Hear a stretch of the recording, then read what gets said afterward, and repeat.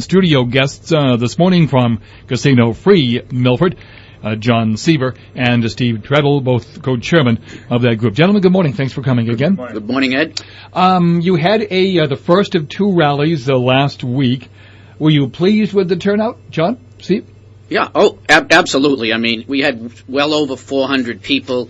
They were all standing in the back. The speakers were great. You know, it was a real positive shot in the arm for our organization. It was, like John said, standing room only, but there was an electricity in that room. Mm-hmm. There's just such energy in that room. When the speakers got on, you could hear a pin drop. People were really listening and wanting to take in the information. Were you surprised at the turnout?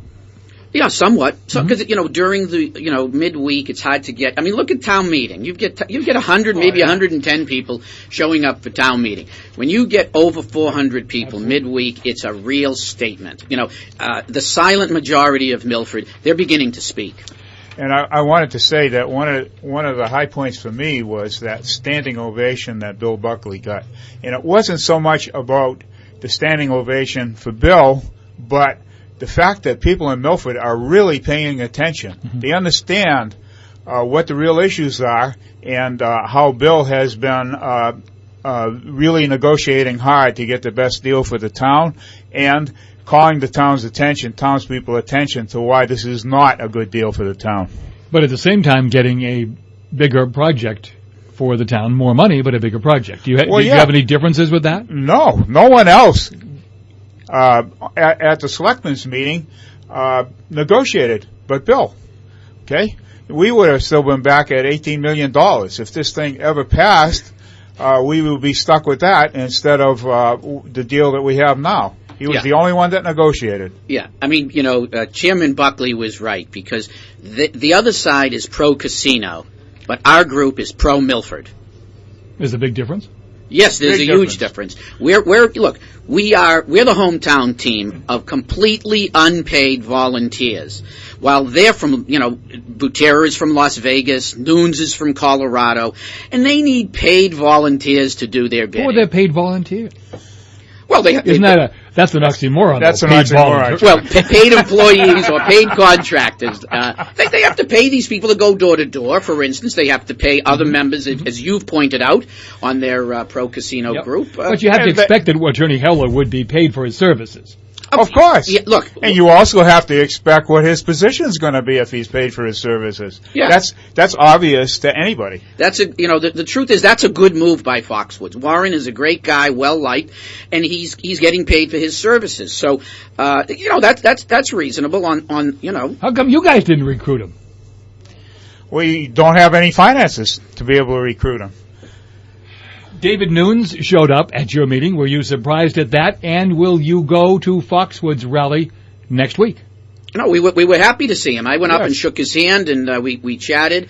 I think some of our members are going to go to the event. Yeah, of course. We expect people from the opposition or opposite our viewpoint will show up at our rallies, and we welcome them. A jobs fair on Thursday at the Crystal Room on Cedar Street being put on by Foxwoods. There's going to be all sorts of food and stuff. Well, good. I'm glad, that's why if people go, they should go for the food because there are no jobs.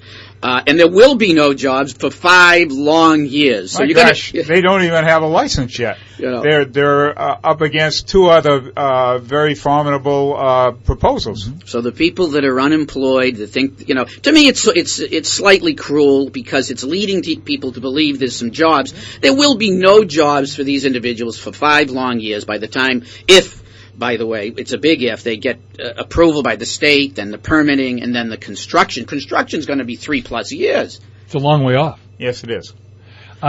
Steve Crosby, during an interview recently, had an interesting comment about citing a casino. John?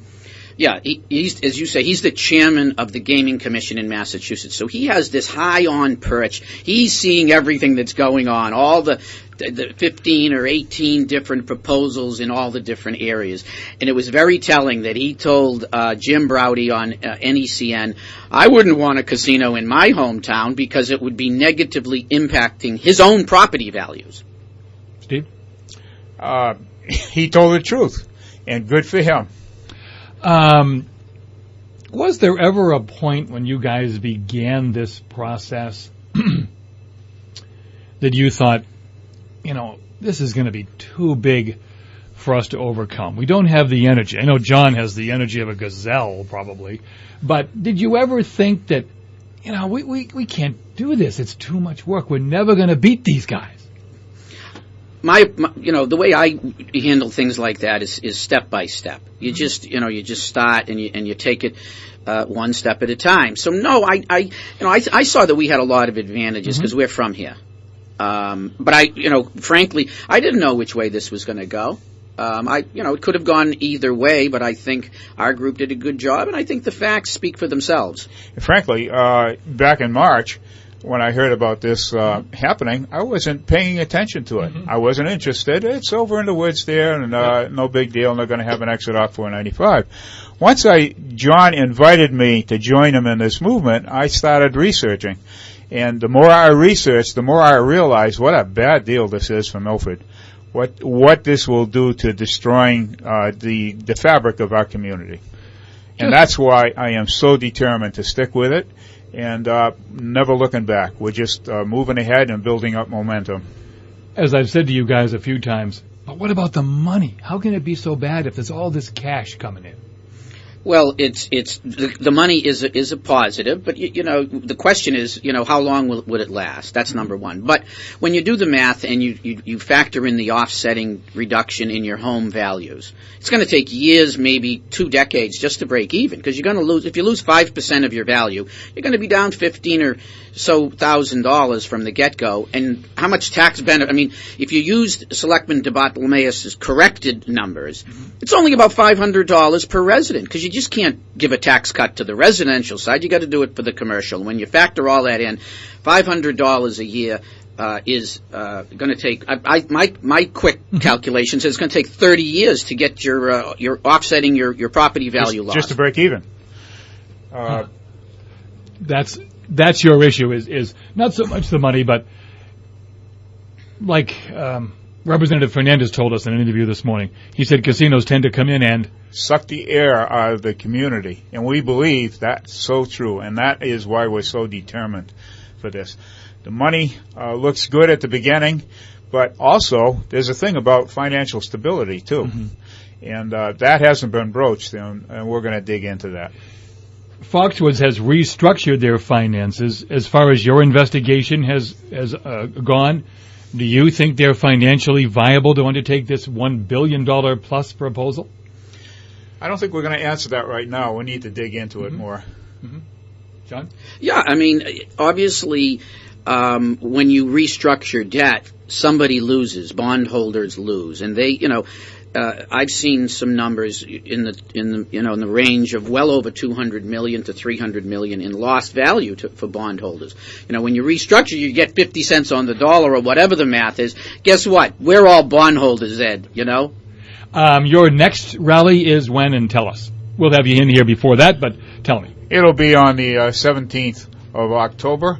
And this is a slightly different take. We're going to kind of try to minimize the time we're going to have from some very effective speakers and give the public a chance to make their statements and ask their questions. So we're going to focus on that. We think that, and this is really intended to invite everybody, whether you're pro or con. This is not so much focused as a rally like the call to action that we had this last one, but to inform all of the people, all of the voters, all of the citizens of Milford of the other side of the story. So people who are in favor of a casino can come. Yeah. Oh, absolutely. We want them to come. We want them to hear the other side of the story, Ed. But do you want to hear their side? Yeah. I want to hear what their questions are and what their statements are. Is it going to change your mind, do you think? No. Yeah, it's going to be it's on October 17th. It's going to be at the Upper Town Hall, 7 p.m. And so we're expecting a real big crowd. Gentlemen, thank you very much once again. Yes.